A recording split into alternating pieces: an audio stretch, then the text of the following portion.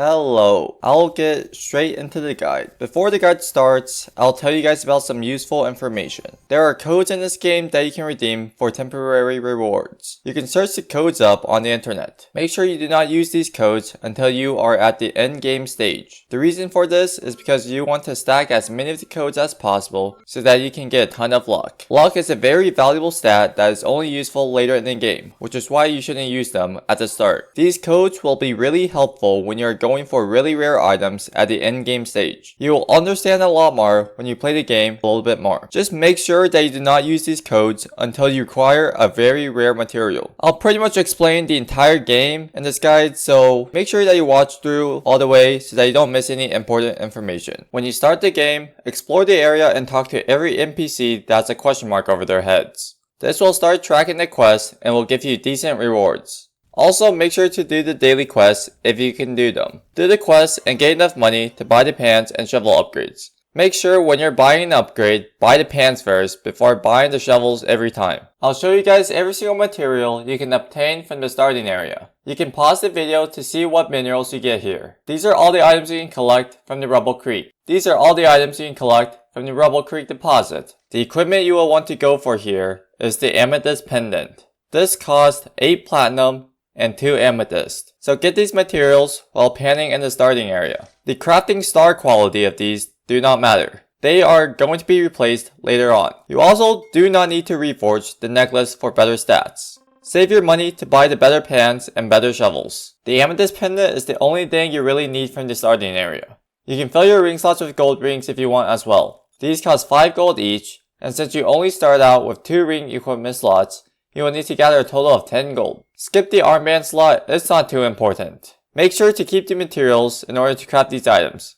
You can sell the rest. The next equipment you will want is the topaz necklace. This one costs 3 titanium and 1 topaz. So save these materials while you are panning. This is a really good necklace. Also, make sure to keep your old amethyst necklace as well. Equip the topaz necklace when you are panning for materials. Swap to the amethyst necklace when you are about to sell your materials to the merchant. The reason you want to do this is because the amethyst necklace gives you sell boost. The sell boost stat increases the amount of money you get from the minerals you sell to the merchant. Swap back to the topaz necklace after you sell and when you are panning again for materials. You should be at the Fortune River now after panning for a bit and upgrading your pans. Make sure you go to the waypoint and save the location spot so that you can teleport here whenever you want to. These are all the items you can collect from the Fortune River. Pause the video to see what items you can get from here. Before I get to the equipment you should make sure you talk to every single quest NPC here. Do these quests while you are panning for materials to craft better equipment. Also, don't forget the NPCs from the starting Rubble Creek area that require multiple tasks. The trader NPC there gives you a permanent sell boost, so make sure to keep doing their requests. The quest will also be useful for obtaining Meteor Shards.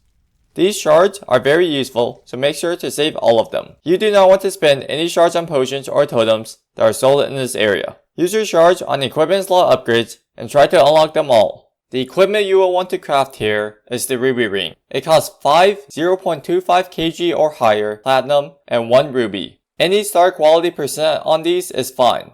Get as many of these as you can and fill your ring slots with them. The reforge percent does not really matter on these low quality ruby rings as all you want is size boost. If the size boost is less than 5%, then you can reforge the ruby ring to see if you can get a higher size boost stat. Only save minerals that are platinum or ruby.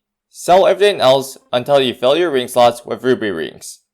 Make sure to keep epics, legendaries, or mythic minerals though. Everything else means anything that is under blue or rare quality. While farming for the ruby ring materials, you can switch servers to find a server that has 2x luck and 2x strength totems placed in the Fortune River. You don't want to be the person placing down these totems. They cost shards and you will need these shards to unlock equipment slots for yourself. They are also needed for the wandering merchant later in the game. Be sure to thank the person who placed down the totems since they did spend their shards to benefit everyone. When you have Fortune River unlocked, make sure to play the game on every hour mark, for example 1 PM, 2 PM, 3 PM, 4 PM, and so on. Every hour mark in this game provides a special event that can help you out. The best ones for early game at the Fortune River is the River Rapids and the Solar Flare event. River Rapids doubles the amount of items you get when panning and lasts 15 minutes. It is really good for getting a ton of materials fast. You will know it is river rapids if the river has moving clouds or whatever those white things are above the river. The solar flare event gives increased size and modifier when digging sand from the circle area. You'll know it's solar flare because of these circles. Make sure you are digging inside of them whenever they spawn. Leave the totem area, if they are already placed, to dig in these areas. These will help you get bigger and higher value materials, which will allow you to craft better equipment quality. The next best is the Meteor Shower event, which lasts 20 minutes. This event doubles the amount of luck you have and is a 2x multiplier. You can also find Meteor Shower events that do not occur during the hourly event. These are summoned from players but appear less consistently. If you like the game and want to try hard as much as possible, then you can swap lobbies until you find a meteor event and totems placed down in Fortune River. This is the best and fastest way to speed up your progression. Once you fill all your ring equipment slots with ruby rings, you can start keeping other materials for other equipment crafts. You still want to keep rubies and platinum to craft higher quality ruby rings, since getting a higher quality one will give you a better chance at getting a higher size boost stat value. When you craft these higher quality ruby rings, the reforce percent here does not matter. All you want is a size boost number that is greater than 12. Make sure to reforge your 5-star quality ruby rings for one that has a high size boost stat value. The next equipment you will want to save materials for is the lapis armband. This costs 2 lapis lazuli and 4 greater than 0.5 kg gold. Craft the highest star quality you can for the lapis armband. Getting a 4-star lapis armband is fine, since this equipment will be replaced with the speed coil once you are able to obtain a 5-star quality speed coil equipment. The speed coil requires 1 meteoric iron, 3 neodymium, and 5 titanium. You get the neodymium from the Fortune River Delta and Sunset Beach, or in the Crystal Caverns if you have already reached level 15. Only craft a 5-star quality for this equipment and use it. For this equipment, the reforce percentage on it matters. Make sure the item percent is greater than 50. If it is lower than 50, then reforge it for a higher percentage. If you can get the materials for the 5-star speed coil before the lapis armband, then you can skip the lapis craft and go straight for this equipment. You will also want to be crafting the meteoric ring as well to use after the ruby ring. These are simple to craft and require 3 meteoric iron. Getting this to 5-star quality should not be too hard when you have an equipment slot filled with ruby rings with decent size boost on them. You will want 4 of these meteor rings with pretty high reforce percent. The percent on this equipment matters, unlike the ruby rings. You will want reforce percent that is greater than 50% for these. If they are lower, then you can reforce the meteor rings to try and get a higher one. Your setup should now look something similar to this. 1 topaz necklace, 1 speed coil, 4 meteor rings, and 2 ruby rings. Use this setup with whatever pan you currently have and keep panning inside of the Fortune River until you can get both the diamond pan and the diamond shovel. Sell all the materials you get if you have already crafted the max quality on all your current equipment. If you have not gotten max quality on all of your gear yet, then keep the materials for those and sell the rest that are rare quality and below. Make sure to keep all legendaries and mythic materials. The only epic or purple material that you will want to keep from Fortune River is aurorite, iridium, emerald, opal, and osmium. For the aurorite, always keep the biggest aurorite in your inventory and use the other ones to enchant your pan. The enchants you will want on your pan is glowing, destructive, lucky, blessed, boosting, titanic, and unstable. Once you get one of these on your best pan, you do not need to enchant your pan anymore. Use any other aurorite you get to enchant your rusty pan. On this rusty pan, you want to get the Midas enchant. This gives you plus 50% sell boost. You will want to swap your pan to this right before you sell as well.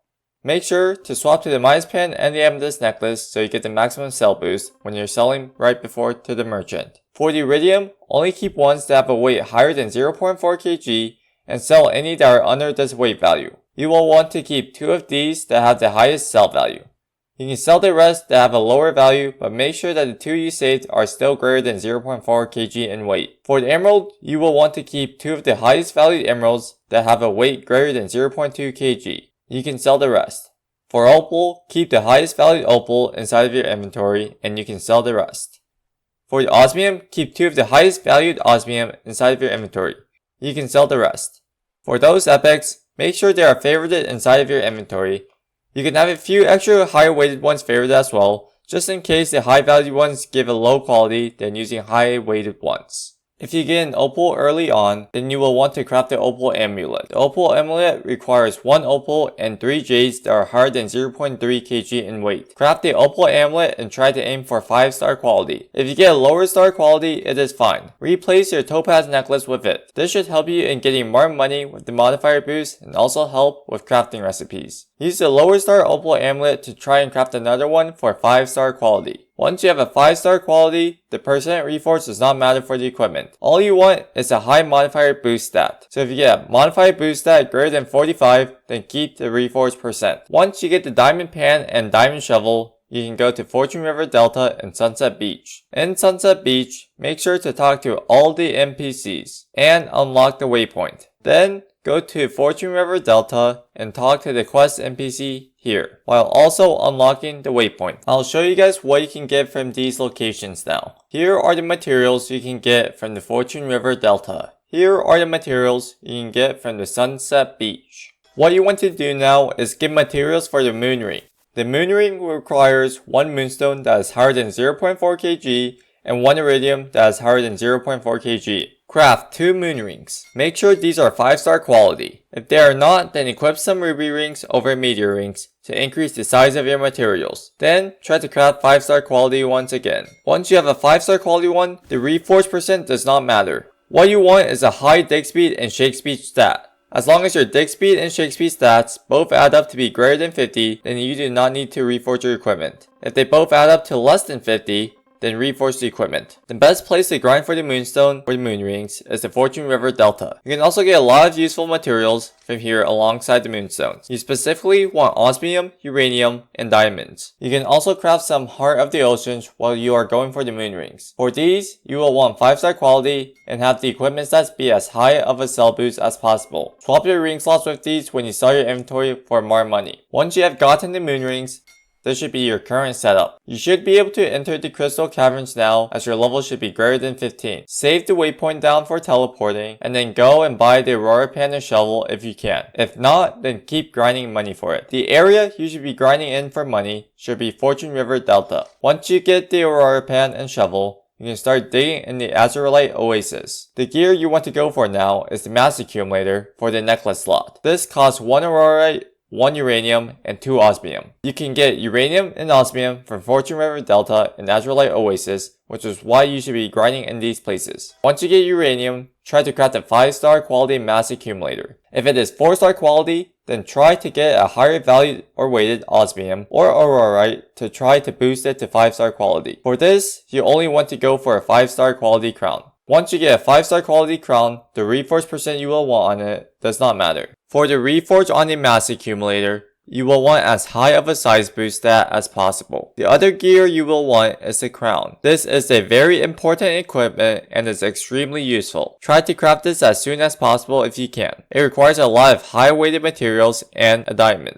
If you can't get enough weight for the materials, you can try getting the mass accumulator first before crafting this item. The mass accumulator should help a lot for getting this craft to 5-star quality. You can also swap out your meteor rings with ruby rings for the size boost if you need it to get a higher quality craft. When you craft the 5-star crown, try to get a high reforge percentage on it. Go for one that has a percentage greater than 60. Once you have a mass accumulator and crown, you're in the late game territory now and all you need are more mythics. Use this setup to grind in the Azurite Oasis and try and get aluminium if you have not already completed the lighthouse quest. Once you have the lighthouse quest done, go talk to the boat guy on the harbor and travel to the Caldera Island. On the island, turn right and go to the village.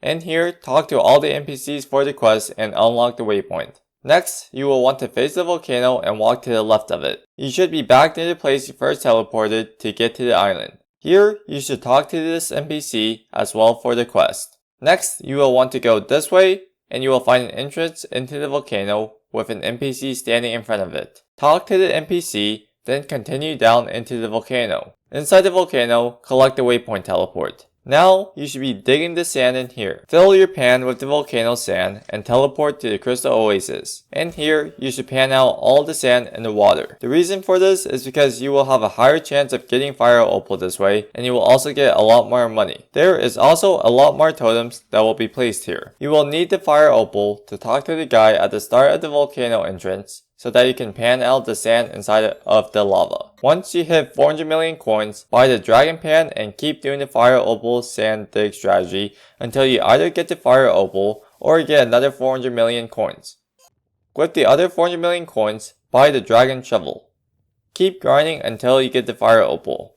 Stop the grind for the fire opal when the hourly event comes by and it says River Rapids. When it is River Rapids, you will want to be grinding at Fortune River or Fortune River Delta. Grind at whichever place has totems placed. You want to do this so that you can get either the pink diamond or painite, which are both mythics. With the pink diamond, use it to craft the Royal Federation crown. With the painite, craft the Apocalypse Springer. The Apocalypse Springer is a harder craft to make since you need palladium. Palladium is a really rare legendary, so you will want to be grinding for these when it is River Rapids. Once you have the fire opal, you will want to be grinding inside of the Infernal Heart when it opens every XX15 time. So for example, if it is 1:15, 2:15, 3:15 PM, then the heart opens and you will want to be grinding inside there for the entire 30 minutes it is open.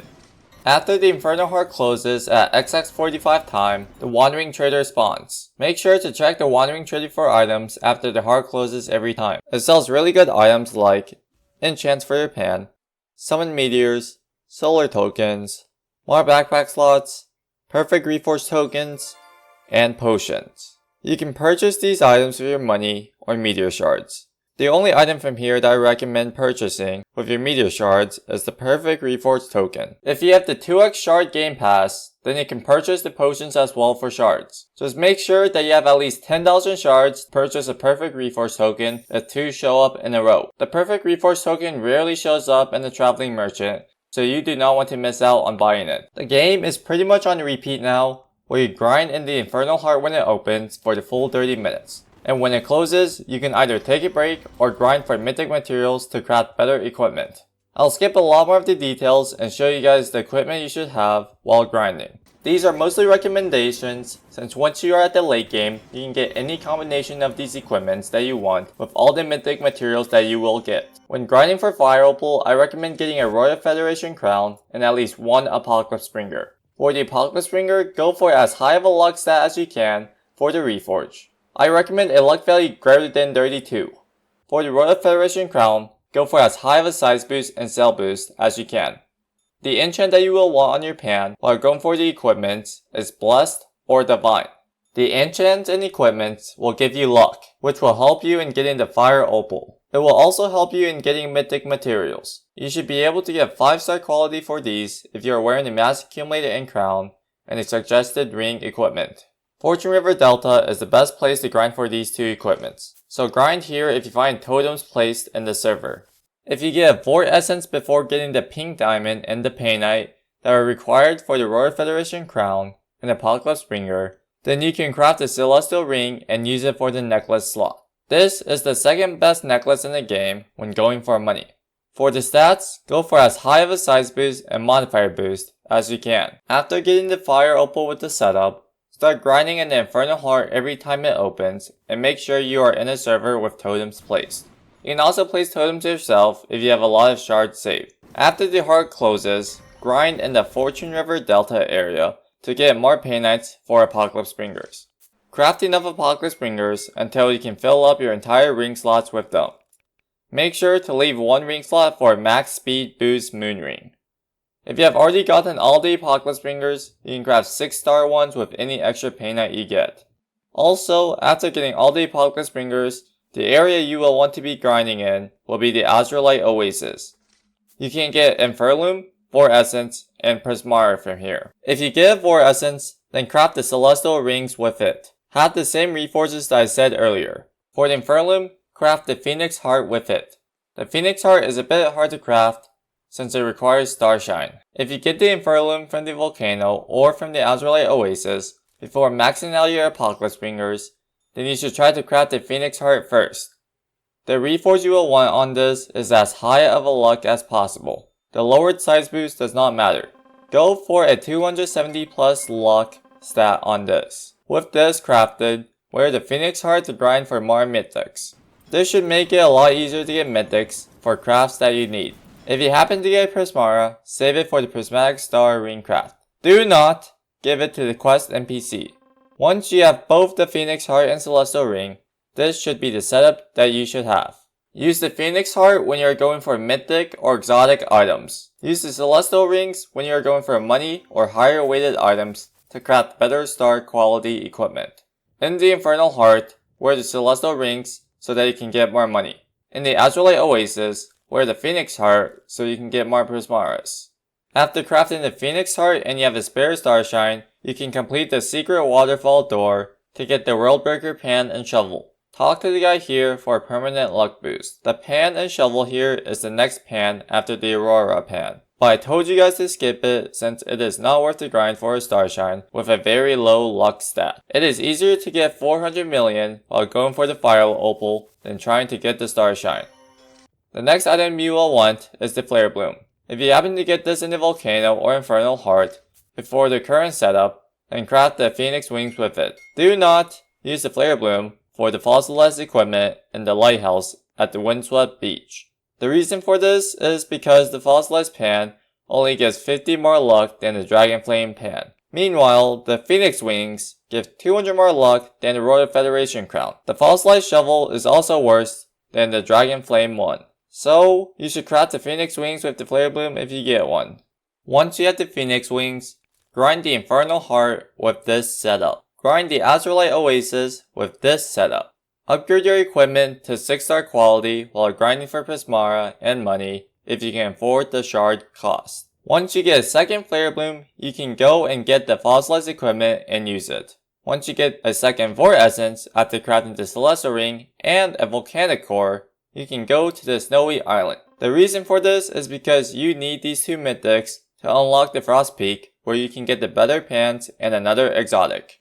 You can also go to the Snowy Island before getting the Volcanic Core and Vortex Essence if you want to grind here instead of the Azurite Oasis.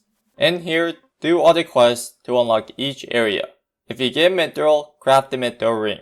You will want a lot of these rings. Once you get one Mithril Ring, replace your Moon Ring with this ring. This should be your setup now. Switch out the necklace and charm based off of what you need. Use the double Phoenix setup for luck so that you can get more rare materials. Use the Celestial and Royal Federation crown for money.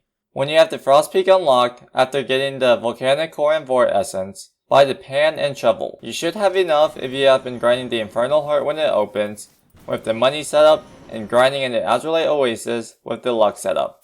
Grind here until you can get 4 total Mithril Rings. You can also go for more than 4 Mithril Rings as well, since this ring is just a really good ring in general. I wouldn't recommend grinding for the 4 Mithrils unless you have unlocked the Frost Peak and you own both the Frost Pan and Frost Shovel. The reason for this is because the mythics in here are really hard to get. The Mithril is probably a similar rarity as the Volcanic Core that you get from the Infernal Heart. The Frost Peak Mythic, the Frost Shard, is probably a similar rarity to the Dinosaur exotic in Infernal Heart. The exotic here, yeah, good luck. You are now near the end game if you have been watching all the way through and have been using my setups. So I'll only talk about the equipment combinations I think are the best for going for money and the ones going for luck that are currently in the game. I will start with the money setup first.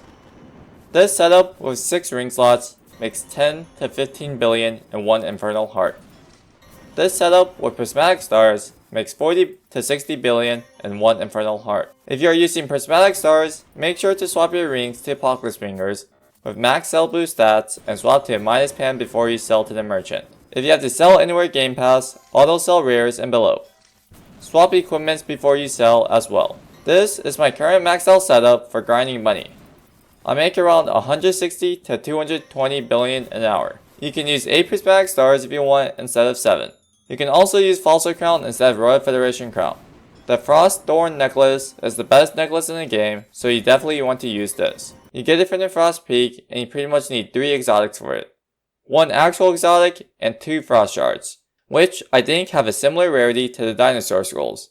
So, good luck getting those. I will go into the luck setup now. This should help you get the Frost Shard and the exotic from the Frost Peak. I can't really give you guys the best builds, since there's a lot of combinations you can do with these equipments. There's also the fact that my reforged stats on my equipment will be different from yours. So, I'll just show you guys what I used to grind for the Frost Peak exotic. This setup is what I used to get the exotic. I got around 8,000 to 9,000 luck with max fin boost and Meteor active. There's a ton of different luck combinations for rings, so I'll just show you guys some of the combinations that you can use. They are basically a mix of Apocalypse Fingers, Mythic Rings, Solar Rings, and Prismatic Stars. Make sure that when you are using a combination, that when you dig sand, it is exactly 100% dig or exactly 50 to 55% dig.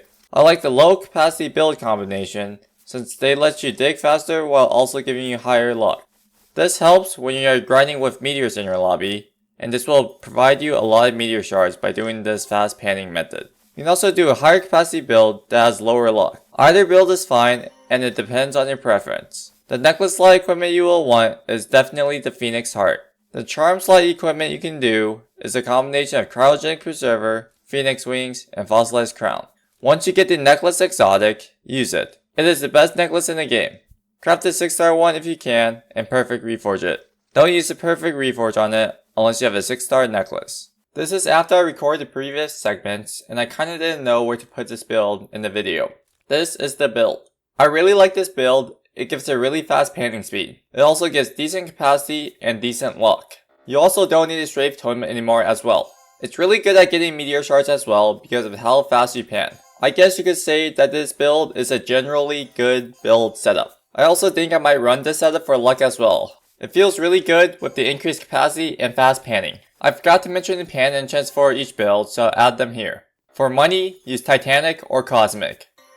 For luck, use Blessed, Divine, or Infernal. Anyways, if you're grinding money, make sure to grind in the volcano. It is the best place to get money from. If you don't have the Prismaras or the new exotic necklace, then you can grind in those places when the Infernal Heart isn't open. If a volcanic eruption event happens, grind in the volcano. You make a lot of money during it, and you also get really big sized materials. You can also pop solar flares during the volcanic eruption event to stack the size boost modifiers of both the volcanic event and the solar flare event. If you want to spend Robux on the game, the best thing to buy is the Sell Anywhere and more Ring Slots Game Pass. I recommend you buy both at once or buy none. The next best is the 2x Shards and Crafter Luck. I think 2x Shards is better than Crafter's Luck, but the same goes for these Game Passes. You should really buy both at once or buy neither. Make sure to buy the Sell Anywhere and more Ring Slot combination first before getting these other two Game Passes. Well, that's the video. I'd really appreciate it if you guys liked and subscribed. I spent a lot of time trying to get all the information I could that would help you guys out the most. So I hope this guide helped you guys out a lot, and I'll see you guys later, maybe in a stream, who knows.